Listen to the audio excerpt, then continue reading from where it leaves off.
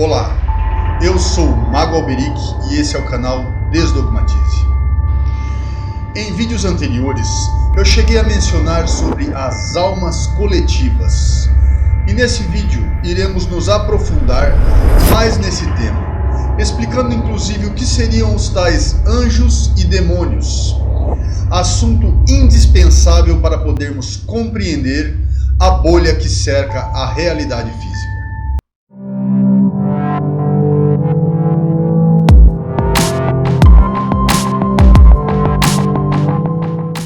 O que seriam anjos e demônios no conceito de egrégoras, ou seja, de almas coletivizadas? A psicologia compreendeu, através de Freud, que a libido é a força primordial que nos move em impulso para absolutamente tudo o que fazemos, seja esporte, seja um trabalho, seja estudo, e principalmente para a procriação. Essa força chega até nós através da luz solar e é transformada em nós para se tornar a libido, para que a partir de então nós possamos fazer todas as nossas atividades. Mas lembra que eu falei que essa mesma força, de forma inversa, se torna força luciférica? Lúcifer é conhecido como o príncipe dos demônios. Ele teria esse mais alto cargo justamente por ser o contrário absoluto dessa força crística. Mas acontece que essa força, até se inverter e chegar a Lúcifer, passará por um grande prisma, desde o branco absoluto em tons de cinza até chegar na força mais negra de todas. Então vamos lá, para compreendermos melhor de forma simplificada. Se contaminássemos essa libido pura com a energia da gula, estaríamos nos ligando a esse veio de força da gula, contaminando a libido com essa energia da gula. Essa energia é ligada diretamente a Beelzebub, cuja regência é na África, apesar dele atuar no planeta Terra todo. Pois ele é o senhor da gula, mas também é o senhor da fome. Se contaminássemos essa libido pura com a ira, nos estaria ligando a egrégora de Satã, o senhor da ira. Da mesma forma, inversamente, se contaminássemos essa libido pura com atos benevolentes, da mesma forma, esses atos, em sua grande variedade, estaria nos ligando a algum veio de força angelical, alguma entidade celeste. Conseguiu mensurar a infinidade de forças que pode ser gerada a partir de uma só força pura? Caridade, bondade, amor, alegria, ódio, vingança, roubo, maldade. Cada força dessa especificamente possui ligação com uma entidade e possui um nome. Como existem livros que catalogam centenas, milhares de energias, livros feitos por monges, por padres, por papas.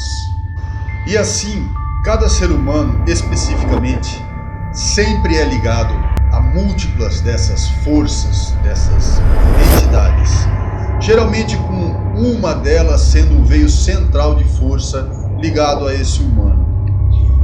Conseguiu imaginar um veio de força desse atuando de forma magnética, atraindo para si todos os humanos da Terra que fazem ligação com essa força? E a mente desses humanos da Terra, no formato humano deles, aglomerados nesse veio de força, se tornando um ser gigante, um ser que constitui todas essas mentes trabalhando em conjunto para si. Isso é uma egrégora. É importante notar que cada uma dessas forças possui uma hierarquia entre si, de forma natural, de acordo com o pecado ou a virtude da qual as outras forças se tornam dependentes. Como, por exemplo, se pensarmos na corrupção, imaginarmos e olharmos ela de perto, veremos que a corrupção gerará muitos outros fatores por causa de si, como a mentira, como a chantagem, como inúmeros outros fatores, até mesmo sequestros, assassinatos. Logo, a corrupção seria como se fosse uma entidade chefe de todas essas forças menores que são dependentes dela para poderem existir. Dessa forma, por exemplo, se uma pessoa evoluir bastante espiritualmente e ela for, como exemplo, viciada em sexo, e ao morrer, ela montar para si um umbral de sexo, isso seria o equivalente a como se ela estivesse subindo de grau dentro dessa força. Consequentemente, ela gerará muitos escravos para essa mesma força, trabalhando para essa pessoa. É interessante notar que todas as forças que existem possuem ligações com animais, insetos, répteis, conforme a afinidade que isso ocasionará, ligados a essa egrégora. Por exemplo, o gato é um animal ligado à vaidade, à arrogância, à soberba, à solidão, à higiene. Logo, uma egrégora que tiver essas energias e tiver ligação com o gato, muito provavelmente em um de seus formatos que a constituir, terá algo do gato. Podendo ser, por exemplo, a cabeça, um ser com uma cabeça de gato. Dessa forma, os servientes dessas forças específicas, conforme forem atuando e se banhando dessa energia, vão ao longo do tempo adquirindo em si aspectos dessas forças animalescas ou selvagens nessa pessoa, e ela vai se transformando, adquirindo essas características. Assim como são os tais Exus das religiões africanas, que têm pata de animal, pata de bode, forma de caveira. Eles têm essas formas por serem humanos que evoluíram por muito tempo e ainda estão evoluindo dentro desses veios de força específicos. E algumas pessoas chegam tão longe dentro desses veios de força que acabam transformando a sua aparência completamente, tornando-se aquilo que é chamado de cabeça de legião, e adquirem nomes como Exu, Beuzebu, Lúcifer, Satã, ou isso ou aquilo. E quando aparecem para algum vidente, esse vidente acaba acreditando que está de frente para a própria entidade, mas isso não é verdade. Mesmo que o formato dele, e mesmo que ele seja completamente serviente e representante deste veio de força, ele não será pessoalmente nenhum desses seres, nunca.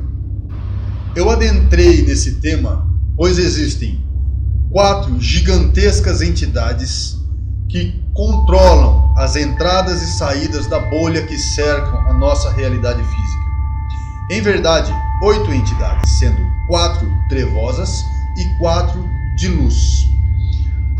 Pois essas entidades são fatores que existem em todos os humanos da Terra, sem exceção. Logo, essas 8 entidades possuem o tamanho de toda a humanidade juntos entre si. E juntas protegem 4 torres cardeais, os 4 pontos que fecham a bolha que cerca a nossa realidade. Assunto esse que continuaremos em detalhes no próximo vídeo. Qual é o seu ponto de vista? Duvida ou acredita? Eu novamente desafio você a deixar aqui embaixo o seu comentário e a pensar se entidades como Exus, orixás, demônios, anjos teriam alguma possibilidade de um dia terem sido um ser humano antes de se tornarem tais entidades. Como era o deus Odin dos nórdicos, que antes de se tornar a divindade principal, era apenas um andarilho que conseguiu evoluir até chegar no patamar de divindade. Ou se tudo isso não passa apenas do diabo enganando todas as pessoas da Terra com suas peripécias e tramóias. Sem precisar ter fé e nem acreditar. Apenas se utilizando e observando as leis naturais do universo que sempre estiveram ao nosso dispor. Aqui é Mago Alberic e esse é o canal Desdogmatize.